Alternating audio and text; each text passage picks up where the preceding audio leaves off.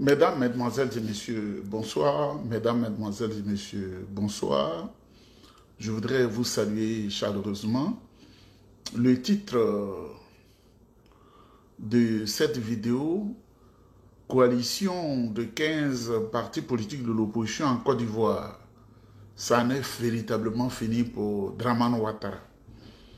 15 partis politiques se sont mis ensemble, les partis qui savent que la Côte d'Ivoire souffre, les partis qui sont dans la vérité, qui ne sont pas là à la trahison, qui ne rusent pas le peuple ivoirien, sont en train de se mettre en place pour dégager Dramane Ouattara, pour ne même pas qu'il se présente à l'élection de 2025.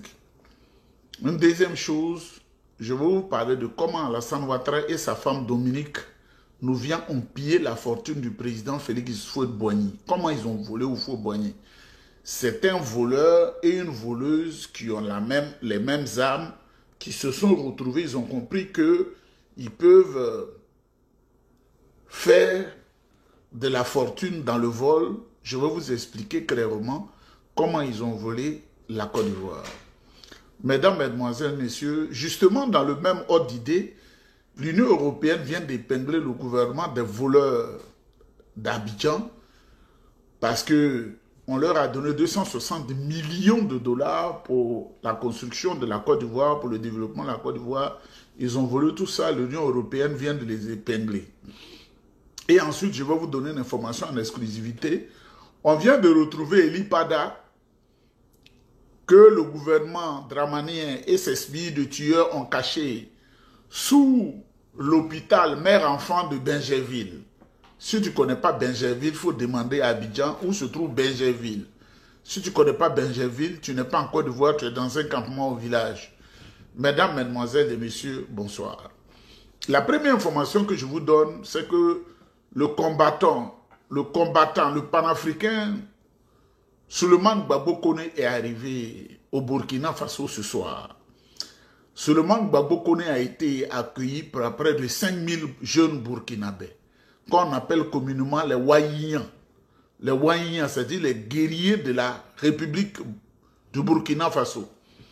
C'est dans la liesse populaire qu'il a été reçu avec des chants, des grelots, des danses, des fanfares.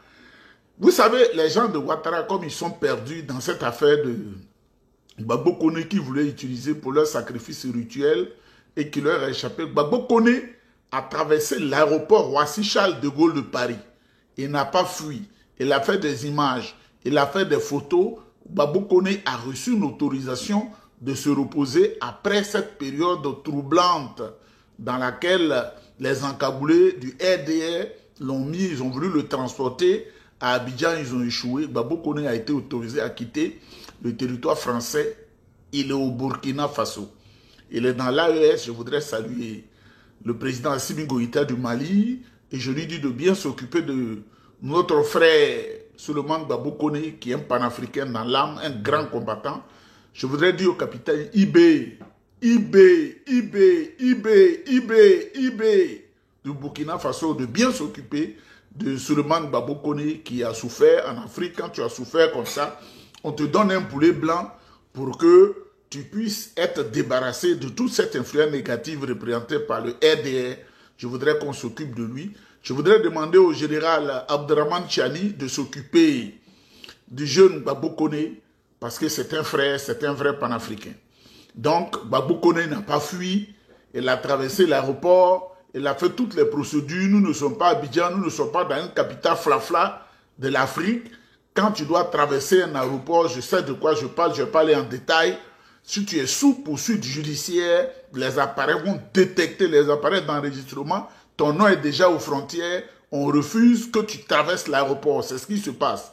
Donc, il n'a pas fui. Et là, au Burkina, les gens sont en fait... Je vais finir rapidement la vidéo pour retourner par les images, pas moi-même physiquement, par les images, retourner à Ouaga pour fêter l'arrivée de Souleymane Gbagbo Koné que je voudrais saluer après sa victoire sur la Dramanie, sous le dangereux gang d'Abidjan, de tueurs, de farceurs et de méchantes personnes.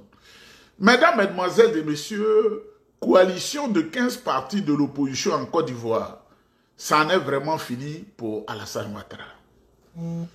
Ce à quoi on n'avait pas cru depuis longtemps, c'est passé. Vous, sous le leadership du président Tidjane Thiam, président du PDCI-RDA, tous les partis politiques qui aiment véritablement la Côte d'Ivoire, qui ne sont pas là pour leur ventre, qui se sont réunis et ont demandé de coaliser les forces pour chasser Dramane Ouattara. Parce que Dramane Ouattara a pillé le pays, il a gâté, il a détruit notre pays. On ne veut plus de lui. Mesdames, mesdemoiselles et messieurs, Dramane Ouattara, c'est la catastrophe. C'est vraiment la catastrophe. Et justement, comme je vais très vite, comment le deuxième titre, comment Alassane Ouattara et sa femme Dominique ont pillé la fortune du président Faure-Boigny. Si on en parle, on dit il exagère, il fait des commentaires, il exagère. Souvent quand on parle, on dit c'est ce qu'il dit, il est vrai même. C'est pourquoi souvent je prends les éléments vidéo ou sonores, les éléments sonores pour vous amener à écouter, à vous faire une opinion. Faure-Boigny s'est bâti une immense fortune. Quand il meurt en 1993, le magot d'Houphouët-Boigny est estimé entre 7 et 11 milliards de dollars. Cette fortune, le président ivoirien l'investit dans l'immobilier en France, un véritable monopoly. On ne connaît même pas exactement le nombre d'appartements qu'il a achetés pour ses enfants, pour des parents, et en même temps ça s'est étendu tout autour de l'ambassade de Côte d'Ivoire. Ça a commencé avec l'ambassade de l'avenue Raymond Poincaré. Ils ont racheté tous les immeubles autour, des hôtels particuliers. Il allait beaucoup à Marne-la-Coquette où il avait acheté 17 villas. Enfin, il était l'un des principaux propriétaires de l'immobilier parisien. C'était vraiment impressionnant. L'argent est placé dans des coffres en Suisse, essentiellement à la banque UBS. De l'argent qui suscite beaucoup de convoitises dans l'entourage du président ivoirien, un pillage de son héritage, estime l'avocat de la veuve d'Houphouët-Boigny, Jean-Paul Baduel. Elle a été totalement écartée de la succession. Il y a eu des courtisans qui ont utilisé des procurations, voire des fausses signatures, pour détourner les fonds, pour faire fonctionner les comptes suisses, parce que c'est extraordinaire, vous êtes mort et les comptes continuent à fonctionner, envoyer de l'argent à gauche à droite. Il faudrait des explications précises. À partir des années 80, c'est une Française, Dominique Folloroux, qui gère ce patrimoine colossal, à la tête d'une agence immobilière AICI, implantée en France et en Afrique. Sa gestion intrigue un ancien conseiller du président Gbagbo, Bernard Houdin, qui dit avoir retrouvé la trace de virements effectués depuis un compte UBS d'Houphouët-Boigny. Il y a à peu près l'équivalent de 24 millions de francs français qui sont transférés entre le compte d'Houphouët-Boigny et le compte de Madame Folloroux à l'époque. Et d'ailleurs sur des comptes qui sont ou à Sanary, c'est-à-dire en France, ou à Monaco, ou directement à Genève, à la société de Banque Suisse. Si c'est la rémunération de ces activités de gestionnaire des comptes du patrimoine d'Houphouët-Boigny, pourquoi ça atterrit sur son compte personnel et pas celui de l'entreprise qui gère? Au début des années 90, Dominique Folloroux épouse Alassane Ouattara, l'actuel président ivoirien. L'influente femme d'affaires Dominique Ouattara est donc devenue la première dame de Côte d'Ivoire. Contacté, son responsable de la communication a refusé de répondre à nos questions. Mesdames, Mesdemoiselles et Messieurs, contactez son responsable de la communication parce qu'en journalisme, nous, on ne dit pas la conclusion de ce que le monsieur a dit, on dit la chute. Contactez son responsable de la communication a refusé de s'exprimer sur cet élément. Madame Marie-Thérèse Houphouët-Boigny a été dépouillée par Alassane Ouattara et sa femme, la Jézabel Dominique. C'est ça qui est la vérité. Les comptes d'Houphouët qui est mort en 1993, ces comptes continuent toujours de fonctionner avec sa signature. Alors qu'il avait donné, comme on appelle, une procuration à une seule femme, à Dominique Ouattara, pour gérer ses biens immobiliers. Tous ces biens immobiliers ont été confisqués. Même la maison de Mougin, c'est la maison comment on appelle, de Félix Houphouët-Boigny. Ils ont fait des faux documents. Ils ont pris tout cela. Voilà ce couple voleur qui est à la tête de Côte d'Ivoire. Ce couple que décrit très bien Johnny Pacheco, le panafricain international. Panafricain et international, qui a des upper caps, qui est comme Mohamed Ali et qui boxe bien les gens. Mesdames, Mesdemoiselles et Messieurs, on ne va pas parler assez. Mais c'est le vol. Mais justement, comme Alassane Ouattara et sa Jézabel Dominique sont habitués à voler, ils ont volé la fortune de Fouet. Ce n'est pas moi qui parle. C'est pourquoi quand je parle maintenant, au lieu de parler, parce que ça peut être subjectif ce que j'ai dit, je vous dis les paroles des enquêteurs.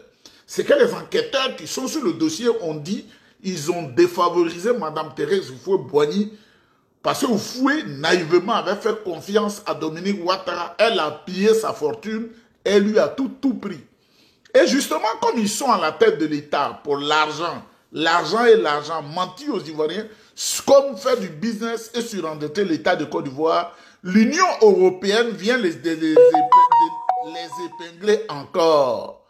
L'Union européenne vient d'épingler Alassane Ouattara et sa femme parce qu'ils viennent de piller 260 millions de dollars de l'Union européenne.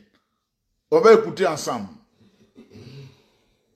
Dans un rapport confidentiel d'une douzaine de pages, l'institution dénonce les dérives autoritaires, la corruption et les inégalités sociales. Les détails avec notre correspondant à Abidjan, Maxime Rochard.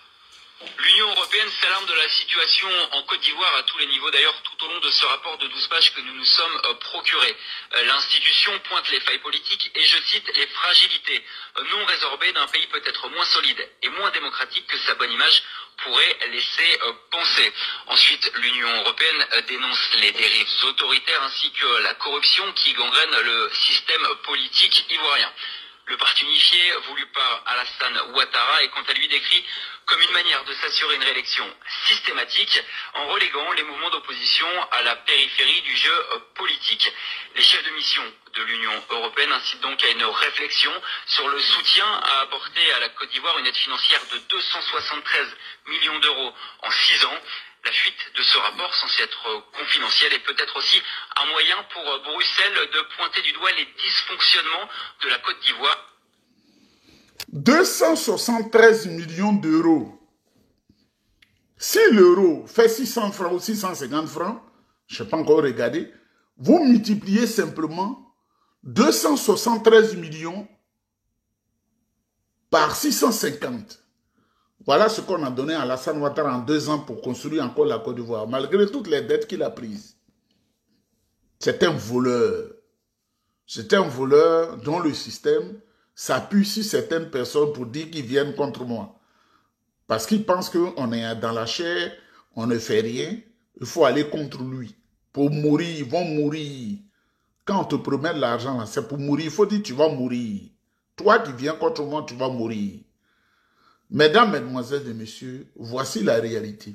Mais la dernière information que je vais vous donner, Eli Pada, le prophète Eli Pada vient d'être localisé. Vous savez, c'est geôlier.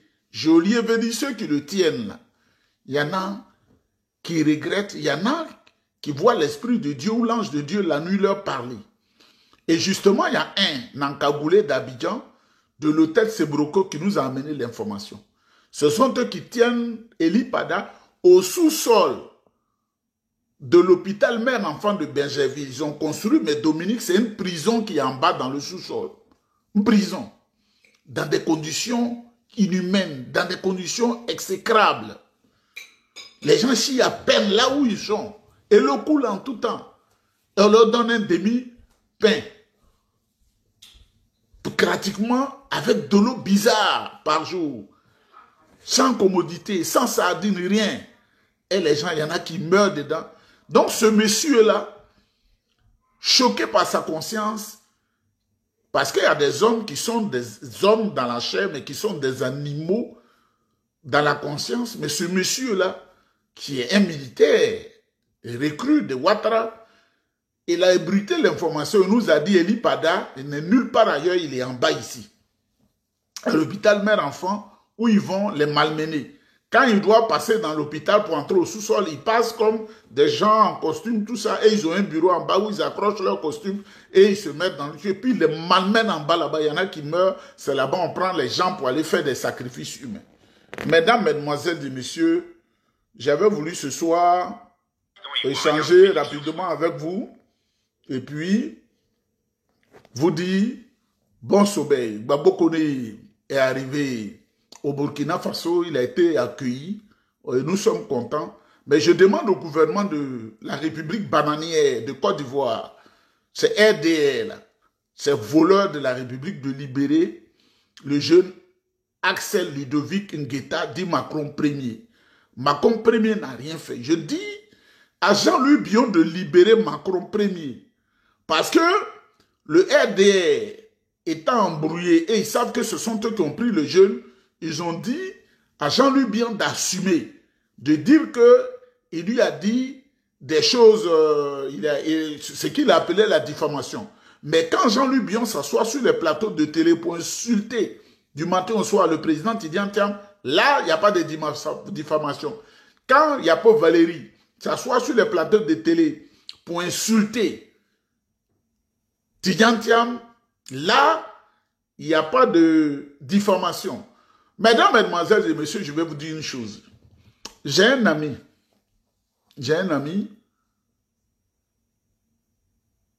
qui a voulu jouer le jeu avec le gouvernement bâtard du RDR à Abidjan.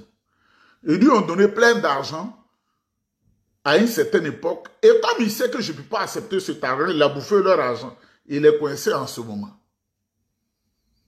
L'ami, là, ils lui ont donné plein d'argent. Il a bouffé ça, il est coincé en ce moment. Dites-lui qu'on lui a dit, je dis au RDR de l'exécuter. Parce que moi, je ne prends pas l'argent comme ça. J'ai une conscience, je ne prends pas, et puis je n'aime pas ça. Je veux un changement en Côte d'Ivoire parce que les Ivoiriens souffrent trop. Donc cet homme-là, j'ai dit au RDR de régler son compte. Parce que ceux qui sont autour de moi qui m'expliquent là, ce n'est pas m'expliquer physiquement maintenant seulement, mais qui m'expliquent là, on dit lui là, il est comme ça, lui il est comme ça. Donc dites-leur de l'assassiner. Je dis le mot et Facebook ne pourra pas dire quoi que ce soit parce que je suis un chef. Eli Pada est caché au sous-sol de la clinique hôpital mère-enfant. Mesdames, mesdemoiselles et messieurs, c'est ça qui est la vérité. Peut-être qu'on le dit cette nuit, ils vont aller l'enlever pour l'amener vers une destination connue. On est ensemble. Tidjane Thiam, 2025. Tidjane Thiam, le président Tidjane Thiam là, 2025. Pour sauver l'école.